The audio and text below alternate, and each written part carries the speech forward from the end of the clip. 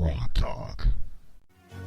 This is the Coalition of New Hampshire Taxpayers. We're located at 8 North Main in Concord, New Hampshire. This is a repository for all things conservative and municipal. So if you have a problem in your town, your school, your budget committee, the right to know law, and now at the top of our list is voter fraud. You have a tip for us, some information for us, you want to join or help us out, cnht.org.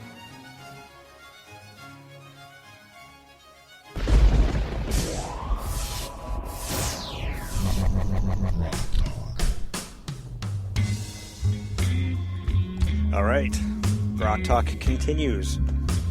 If you missed any portion of the program, you can check it out later, pre-recorded, podcasted at graniterock.com. We're also on Spreaker, iTunes, Stitcher, iHeartRadio, TuneIn. You can see us on YouTube at Granite Rock's page. You can see us on YouTube on my YouTube page. And you can see it live on Ustream, but there again, you're probably watching us right now. Or you can listen live on Spreaker as we speak to you now. And I'm going to turn the music down because our guest, thank you, is on the phone. Brent Gardner from AFP, Vice President Government Affairs. Welcome to the show, sir. Glad to be here. Thanks. Glad we could get you on. You know, sometimes these phone things happen. It's just part of the program. But we've got Greg Moore, who's the state director here in New Hampshire, and he's been filling in on the Ex-Im Bank. I'm not sure how much we covered and what you might revisit, but why don't we just you start, ask a question. Yeah, well, Brent, it was good. It was good to fill in for you, but I couldn't fill your shoes. We spent a little time talking about the Ex-Im and reauthorization and the central role that Congressman Ginta plays in Ex-Im here in New Hampshire, and I figured that'd be a good lead-in for you to talk about some of the details about Ex-Im and where it stands in Congress right now. Sure. Well, obviously, this has been a major issue. It's very important to our organization, and I think really, if we kind of go back about a year now, if you'd asked anyone what Ex-Im Bank was this time last year, there are very few folks that would have known what it was. This is one of those D.C. institutions that have always been rubber-stamped and renewed, and it's kind of a relic of the 1930s. So it's been around a really long time. People were just used to it being there. But this is a bank that it's a government institution really that has become a symbol over and above some of the smaller reasons why we oppose Ex-Im, but it's become a symbol for corruption, crony capitalism, corporate welfare, and ultimately lack of transparency. So about a little over a year ago, AFP led a coalition to try and start putting some light on the bank. And one of the things that we found is the more and more that folks found out about the bank, what it was, how it worked, and some of the details of the corruption allegations, the convictions, and the issues that exist, people really didn't want this thing. And they saw it as exactly what's wrong with Washington. And you say convictions, literally? Oh, literally, yeah. There was just there was a plea about 2 weeks ago now of a guy who was accepting bribes to put favorable bank conditions out there for loans. So literally convictions. And we heard during the hearing that there are additional indictments forthcoming. And, this has long been a way for politically connected folks to be able to provide financing, loans, loan guarantees to other politically connected folks. And that's been the quiet history of the bank. Now it's not so quiet as more and more people have found out about it. And certainly for those of us who have been suffering under a lagging economy, who've been faced with watching some of the services that people like from government, have to be pick and choose because those dollars are tighter and tighter. I think looking at things like this, when you have a bank that loans, the top 10 recipients of Ex-Im dollars receive 90% of the dollars. And these are large corporations. These are like Boeing and Caterpillar and others. So these are not folks that have trouble getting traditional financing. And a number of them have even commented on the fact that they would have no trouble getting traditional financing were Ex-Im to go away. So, ultimately this is one of those things where as more and more people find out about it, as more and more people find out that this is a U.S. institution that gives government-backed loans, not just to foreign countries, but to foreign countries' Ex-Im banks, the flag carrier airlines, meaning that it's a government-owned entity of a foreign country. The more they find out their tax dollars are going to that, I think the more folks have really gotten involved. And in particular, over about the last 3 or 4 months, folks have really gotten active in contacting their legislators. After last year, when we had the shortest reauthorization ever, shortened it right up until June 30th is when the bank's current charter is set to expire. Folks have been really reaching out. They've been getting active at the grassroots level. They've been trying to find ways to impart on their legislators how important it is to take something like this, which should be pretty simple, especially if you're someone that espouses the center-right belief structure that, we should be able to get rid of something that stands as such a perfect symbol of all of the things that this bank emulates. So hopefully, over the next month, we're going to continue to work with our activists, to work with folks in the media to make sure to get the word out on this. But there's recently been a joint hearing between the Financial Services Committee and the Oversight Committee. And I think a lot more kept coming to light. I think there's additional hearings forthcoming, and I think as we start to hear from legislators who previously supported the bank, folks like Governor Perry and Trey Gowdy actually mentioned that, in the past he's felt a strong sense to support the bank, but because of issues with transparency and issues of corruption, it brings it into question. I think the more legislators that see this start to happen, the better the chance we have to see this thing disappear. That's really interesting, Brent. So the question that occurred to me is, I had no idea it went all the way back to FDR and all the agencies he created in the 30s. So that begs the question, has it in fact been a boondoggle the entire time, and has it in fact been a money-losing entity the entire time, or was there ever a time when it paid money back to the taxpayers? Boy, that's an absolutely fantastic question.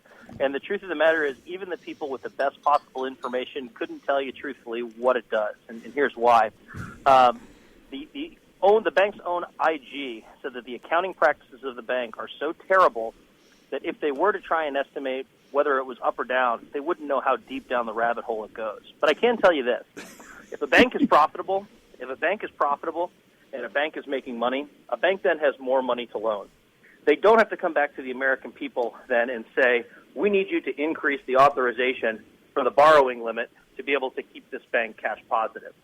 So the bank proponents claim that it's cash positive.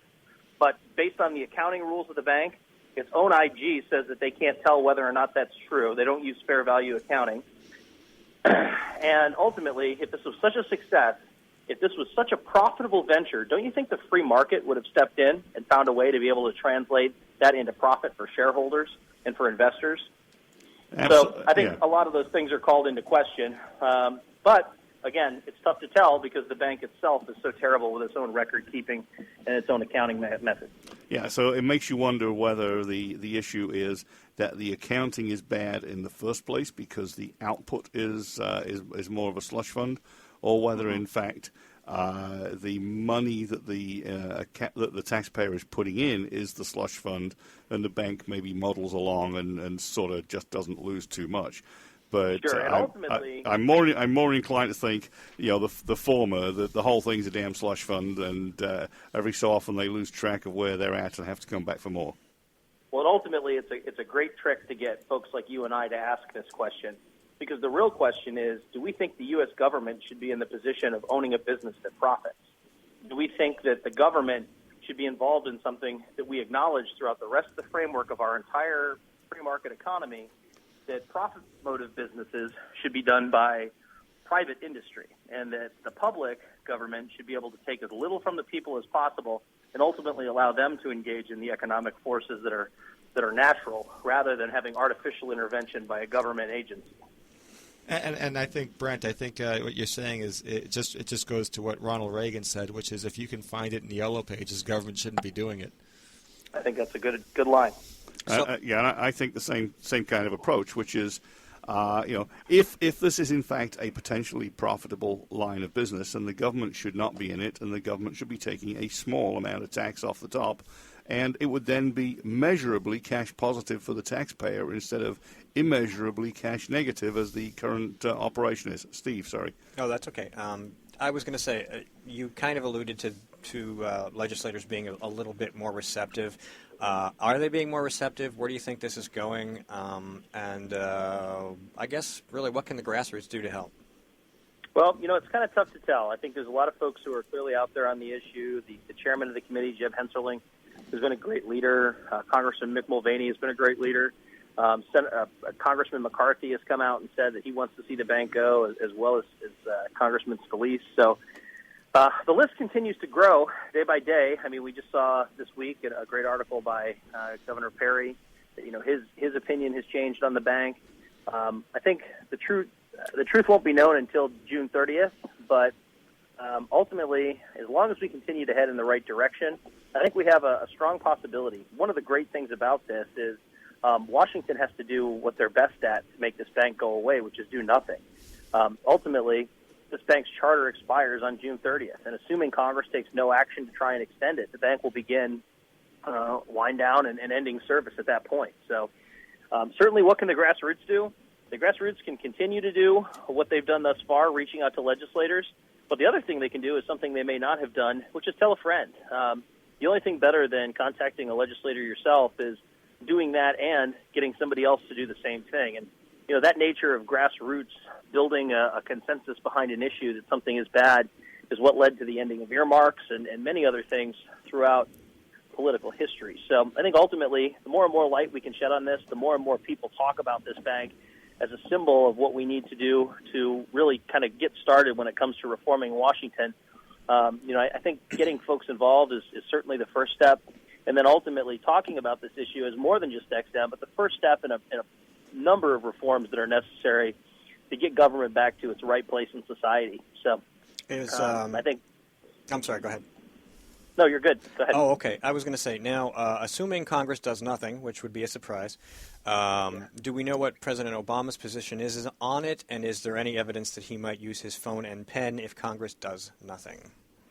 Well, it's interesting. It depends on which President Obama you're talking about, because candidate Obama was quite outspoken on the fact that the bank was crony capitalism, that it was corporate welfare. But President Obama has since decided that the bank is a good thing. And as he becomes more and more politically connected to a bank that is really pretty much about political connections, I'm shocked to find that his position has changed, and he's now a strong believer in corporate welfare and providing these types of loans. So I think ultimately the president has a strong position on this. I'm not certain where it falls within his grander scheme. I've had trouble many times understanding where this president comes from.